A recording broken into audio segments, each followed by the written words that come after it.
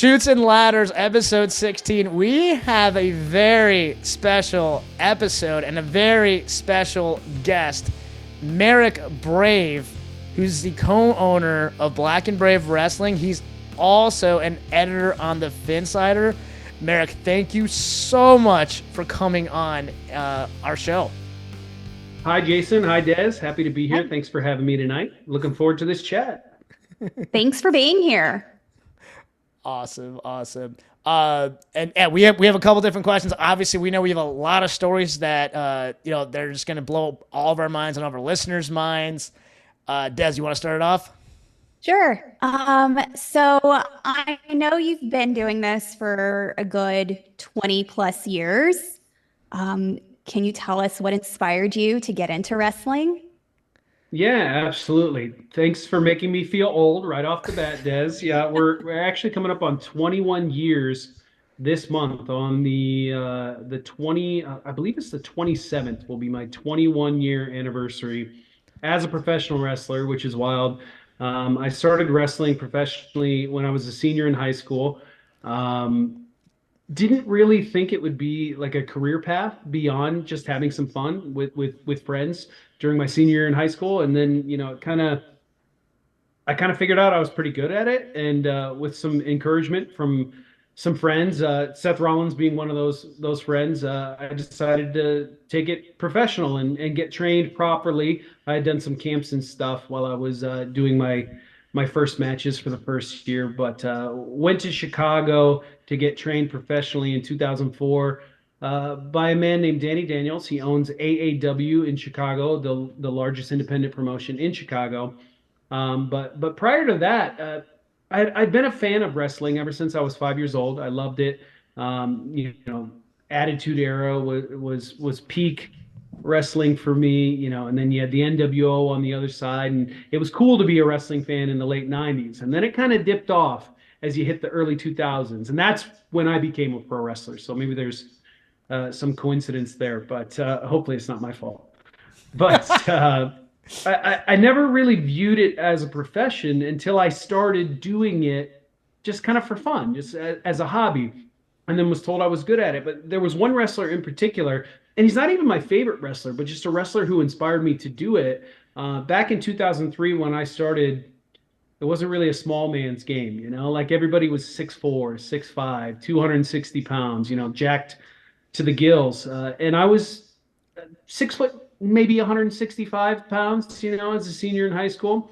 And so I really looked up to Rey Mysterio. I'm not as small as Rey Mysterio is, or at least short. But I looked at him and I said, man, if he could do this at a professional level, at the highest level in WWE, and eventually become a world champion, if he can do it, I think I could do this. I was a trampoline kid. I jumped on the trampoline all the time, so I could do all the flips and stuff when I was younger, before my body was beaten down like it is. But it was his match with Eddie Guerrero, Halloween Havoc 97. I wasn't watching live, obviously. I didn't start wrestling for another 6 years, but I caught that match on a DVD somewhere. We used to trade DVDs, me and my buddies, all the time. And I saw that match and I was like, wow, this match is amazing. This is the best match I've ever seen. And watching Rey Mysterio do it at the size he was, I said, you know what? Maybe it's not just a sport for people who are 6'4", 6'5", 6'6". Maybe somebody like myself could get into it. And I did, and I ended up loving it and ended up being pretty decent at it, and just decided to keep going from there. And obviously having a friend and a sidekick like Seth Rollins, who was known as Tyler Black at the time. I just called him Colby. He was my friend Colby. Having him, by my side, he's always been somebody who has an endless amount of confidence. And so anytime I would doubt myself or wrestling as a career path, he'd be like, dude, what are you talking about? We're having fun. We're good at it. Let's keep going. Let's keep doing it. And it was always not easy for him. He's the hardest worker I've ever known in my life, but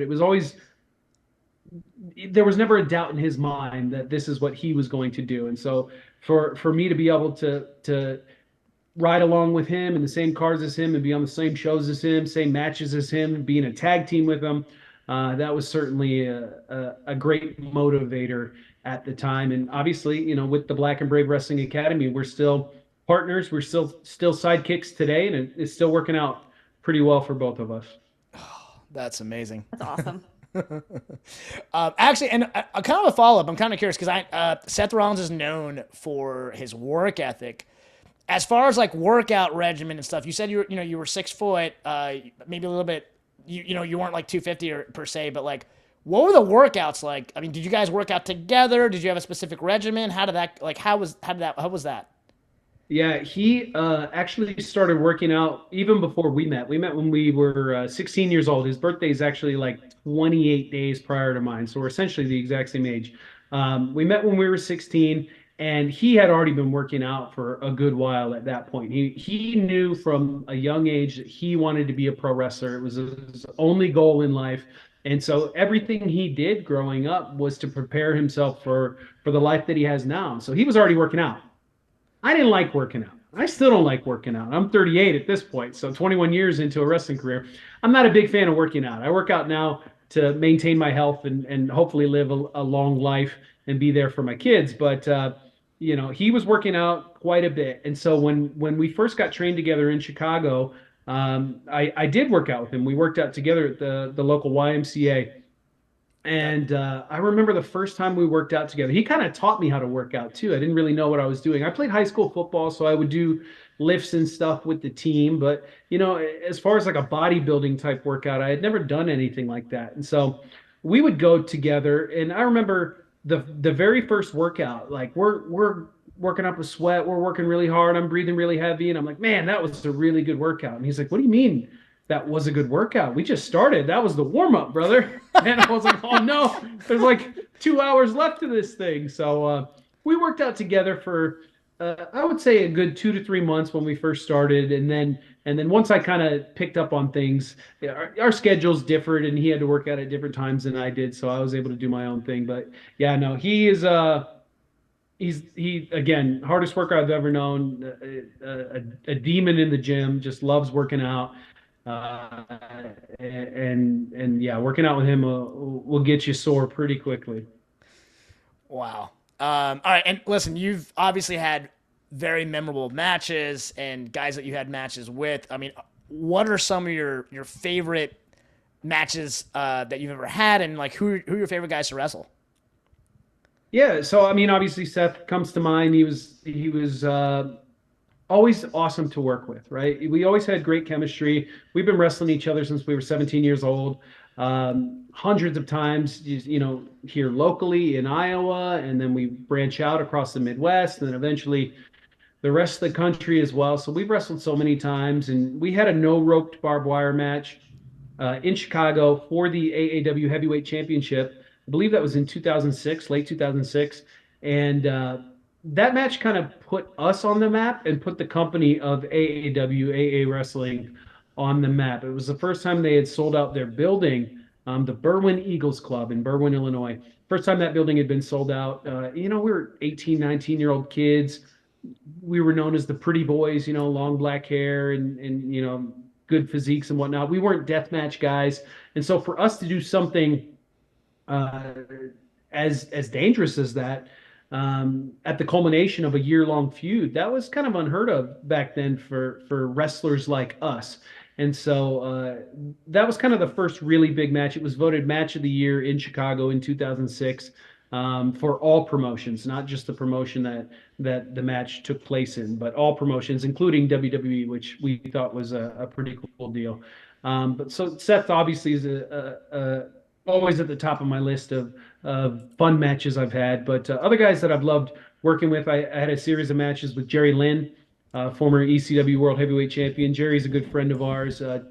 Oh my gosh, bro. That's one of my favorite wrestlers of all time. Oh yeah, he's the best. We've known Jerry for a long time. He was a bit of a mentor to us. Took us out to eat at Cracker Barrel like the first time we ever met him, and it was just kind of a pseudo wrestling dad ever since. Just recently had a chance to catch up with him. He came to our gym and put on a seminar for our students. But back when I was 18 years old, he was the first like big name I ever got to get in the ring with, and I was so terrified. And as soon as we locked up, he just whispered to me, he's like, settle down, everything's gonna be all right, I'm gonna take care of you. And it put me at ease right away. So Jerry Lynn was always fun to work with. Claudio Castagnoli, We kind of came up in that same era. He's one of the best dudes you could ever be in the ring with. He takes care of you, but makes everything look like $1,000,000. So he was fun to work with.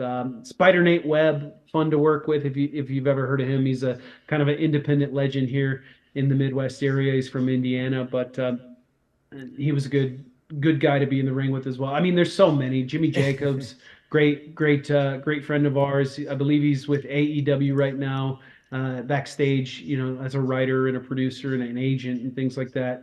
But he was always great to work with. So I mean, the list goes on and on and on and on. But I would put the guys I named up there at the top. And I jumped up it for joy. True story. When Jerry Lynn beat Justin Credible back in ECW. Des makes fun of me all the time. ECW is just one of the things that I want the memory to live on forever. And I was going nuts when that happened. I was so happy for him. Yeah, he's the best. Jerry's one of the most genuine people that you'll ever meet in professional wrestling. The wrestling business gets kind of a reputation for being filled with kind of unsavory individuals, and it's cleaned up as we've advanced into the 21st century here. But Jerry, from day one, was always one of the nicest guys, one of the most genuine guys you could ever meet, and he was always just so helpful. I've had his phone number in my phone for 20 years, and if I ever needed any advice, I could just text him, and he'd be right there. He'd answer me immediately, and he still would today. So, yeah, Jerry's the best. That's so cool. Going back to your tag team partners, and I know y'all carried the championship as well. Y'all also co-own your wrestling school together. How did you come about thinking of even establishing your own facility? And was it just because of you built this really great partnership as friends?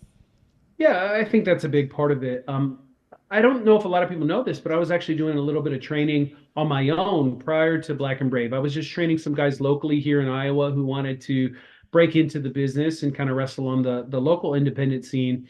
And this was when Seth was down at NXT, doing his thing down there, doing some training, obviously, eventually becoming NXT heavyweight champion, which was a really big honor for him. But he would always check in with me. He was always interested in the training that I was doing on my own here in Davenport, Iowa. And to be quite frank, like even back then, over 10 years ago, 11, 12 years ago at this point, the business had changed a little bit from when we broke in 2003. And so I would kind of vent my frustrations to him about the work ethic of some of the guys. And, he'd give me advice. We'd bounce ideas off of each other and whatnot. And eventually, I remember I was working at my job at that time, and I was on break, and I got a text from him, and he said, "Hey, how's the school going?" And we were talking about it, and then he said, "Would you ever think about wanting to do a school with me, and together?" And I was like, "Hey, yeah, that'd be great. We've always done good work together, whether we were wrestling each other or in tag teams or whatever. And obviously, you're a WWE wrestler at this point, obviously not the superstar that he is now." But just a good buddy of mine and somebody who was always fun to work with. So, I said, yeah, but like most things in wrestling, I figured it would be something that was talked about, but never actually fleshed out.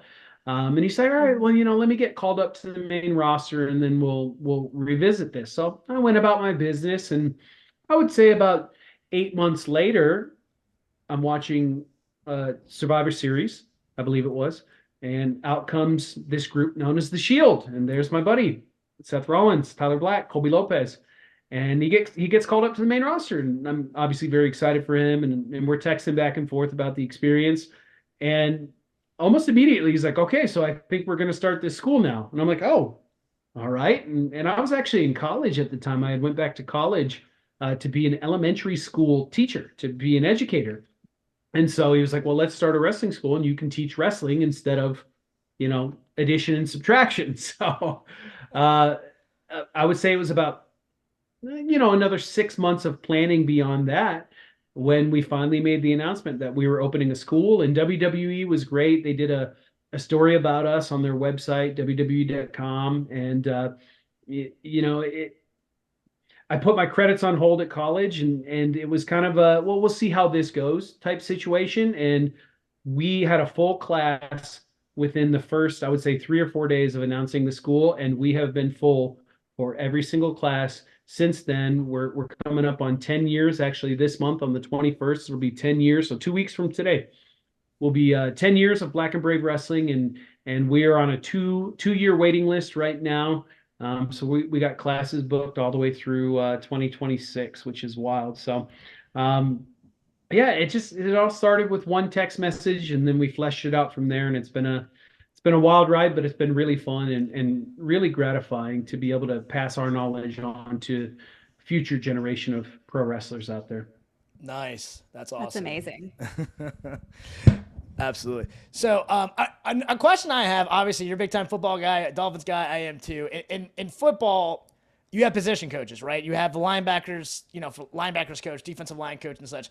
One thing we both were actually kind of curious of is, are there specific trainers for specific body types? Meaning, are there specific trainers for like maybe the smaller guys that are like the lightweight, and then specific trainers for some of the bigger heavyweight guys? Or is it just kind of, hey, you train them all? Yeah, no. So there's myself, and I have an assistant trainer named Matt Mayday. He's a 20-year veteran as well.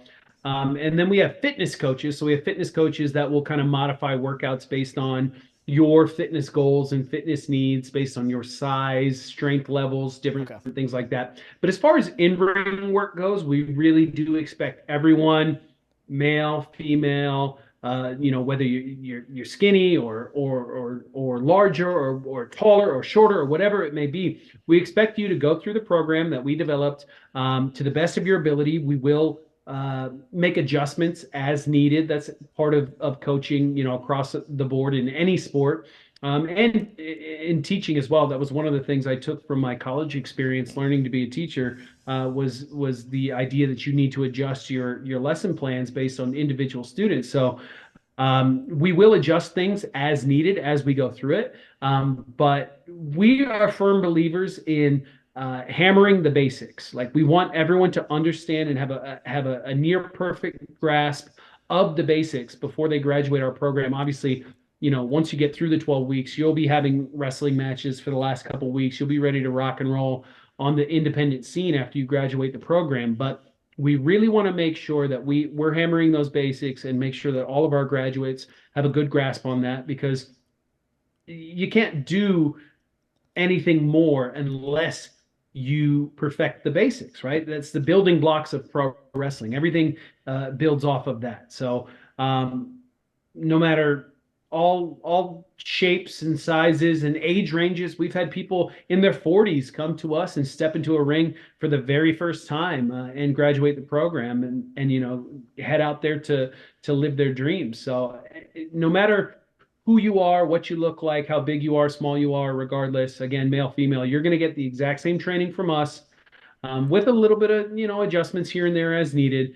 But there's no major overhauls of the program based on what you look like, I guess. Sure. Nice. Now, as a trainer, and you said you've been doing this for 10 years at the school, are there any specific characteristics or features or anything that you see in certain students that that they carry the it factor, or that they're going to be successful just because this business is so hard to really get a break in? Well, I would say after doing it for 10 years, there are people, when you look at them, like right away, oh, wow, that guy's got a great look. That girl has a nice background in college athletics, whatever it may be. And you think to yourself, yeah, they're going to make it right away. And then all of a sudden, 2 weeks into the program, they quit. They go home because it was too difficult, or there were issues with family back home, or whatever it may be. There's a lot of reasons why people quit the program.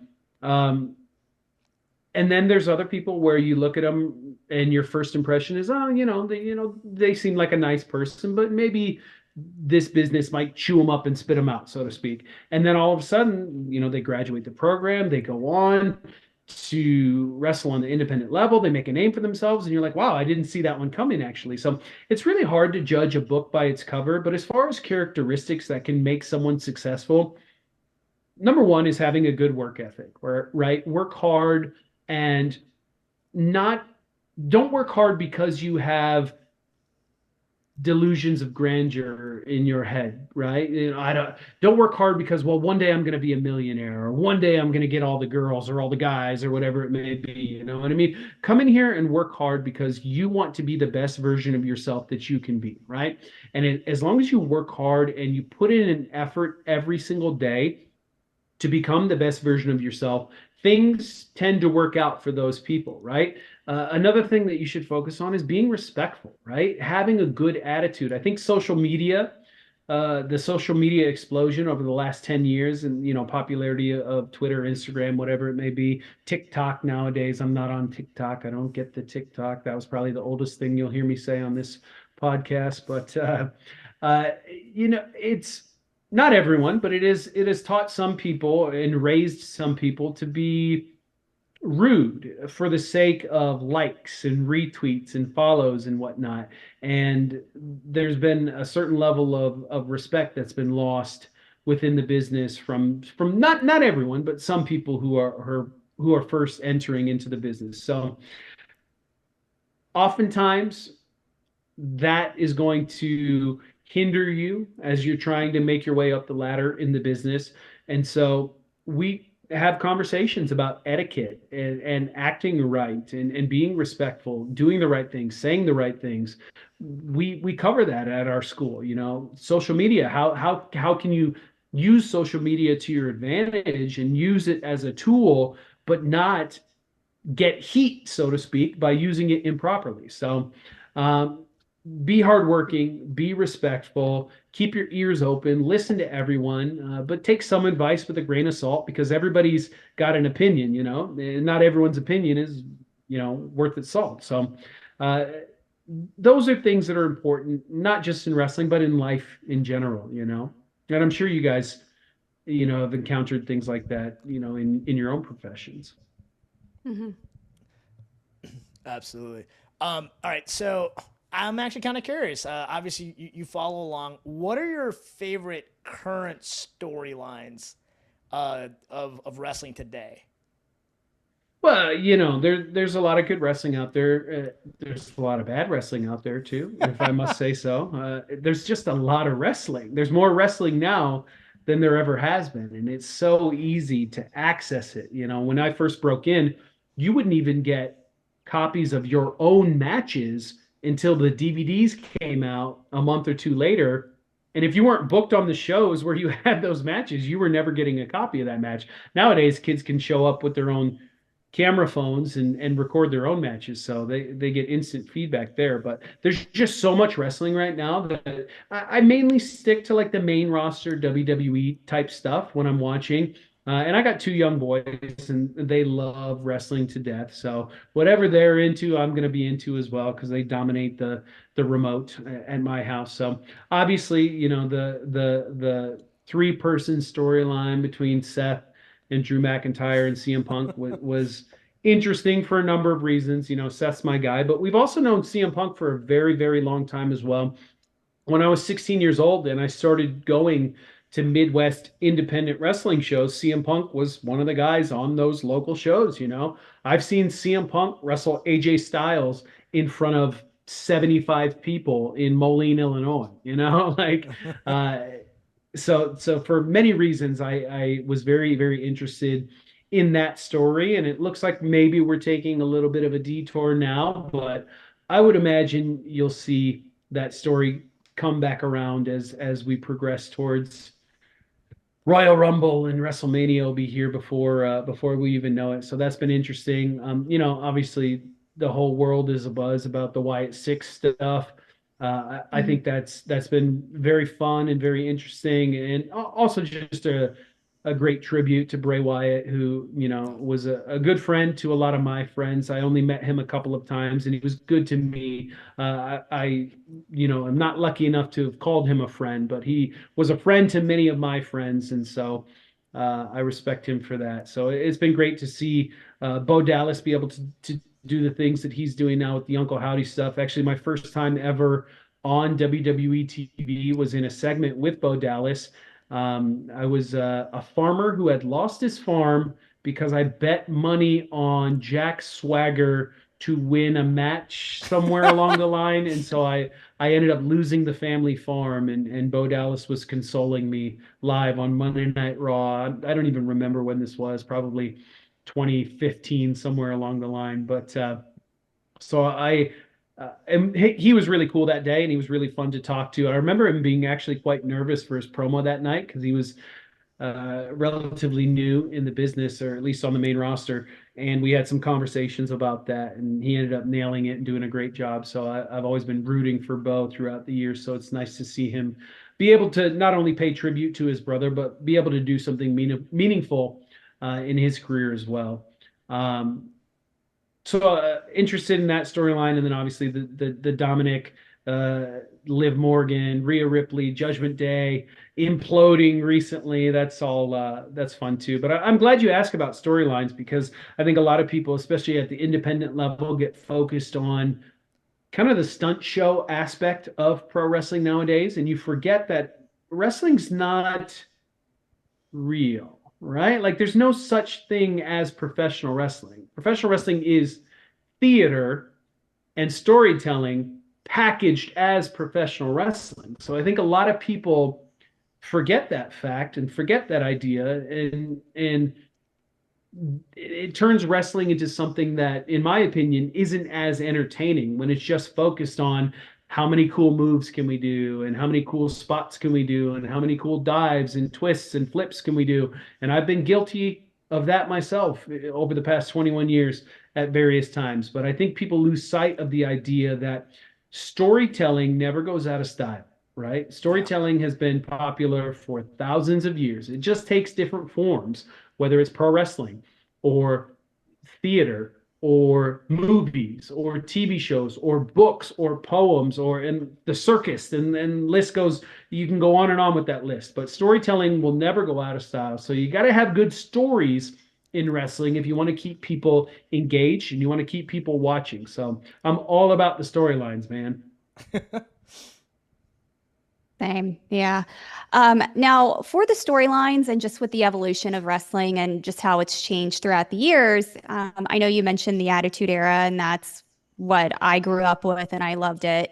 But now we're getting out of the more of the PG, and then with WWE going into Netflix, it's going to be a little bit more uncensored. Where do you think that they would be going from there? Do you think we'll get another second version of Attitude Era? Maybe a toned down version of the Attitude Era. I think just society as a whole has changed over the last few years, and things that were viewed as normal and fine in 2001 or even earlier, 1998, 1999, things that were viewed normal back then, not so cool nowadays. You're not going to see the return of bra and panties matches, I don't think. I hope not. These women have progressed to a point where they're just as good as the men, and they're just as athletic as the men, and they deserve the ability to showcase their talents the same way the men do.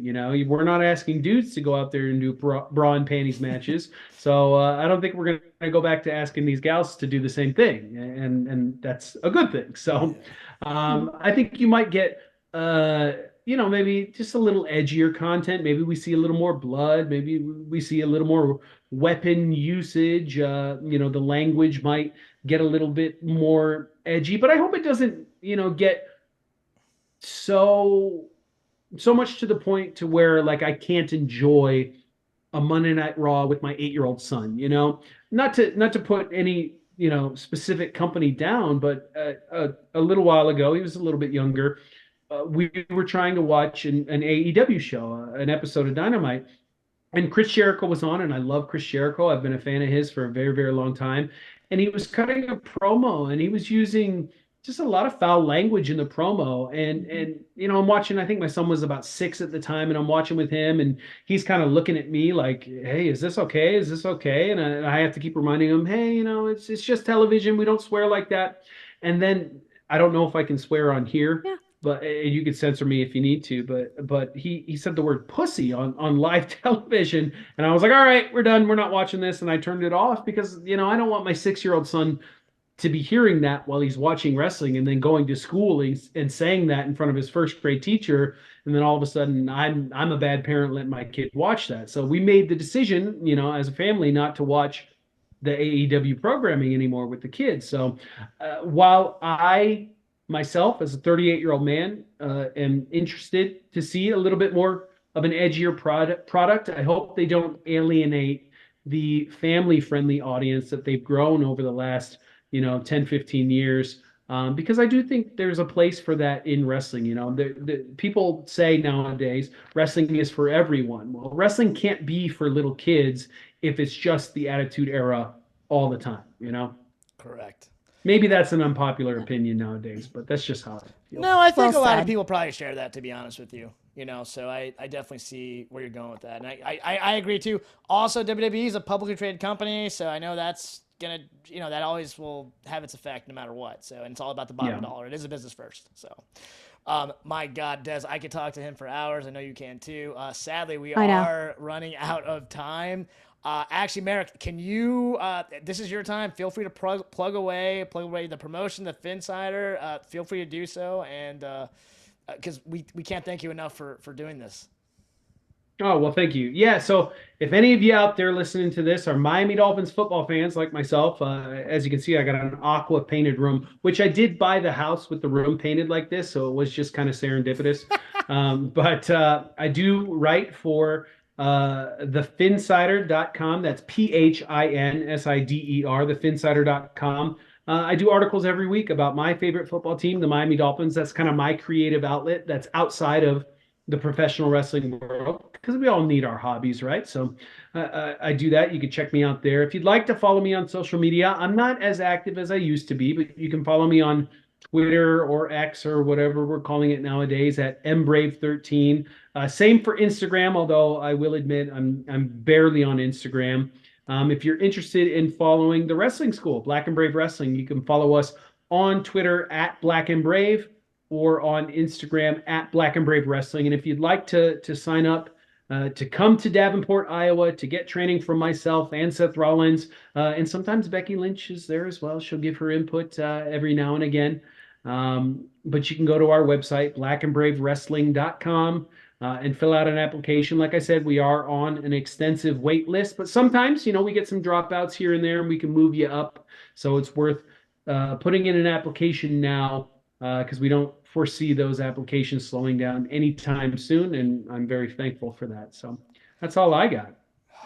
Man, this has been awesome. By the way, I'm a Dolphins fan. I've been reading the Finsider for the last 13, 14 years, however long it's been. Kevin Noble's my guy. I actually connected with the Fanatics, who connect with us. I love the Finsider. I will plug it all day. I have other Dolphins questions, but that will be saved for another time. Listen, we beg you, please come back again. We love talking to you. Absolutely. Thank you. Anytime. Thank you, Jason. Thank you, Des. All right, listen, that concludes our episode. Please like, share, and subscribe. Please DM us and chime in at the Chutes and Ladders. Until next time, have a great week. Bye, friends.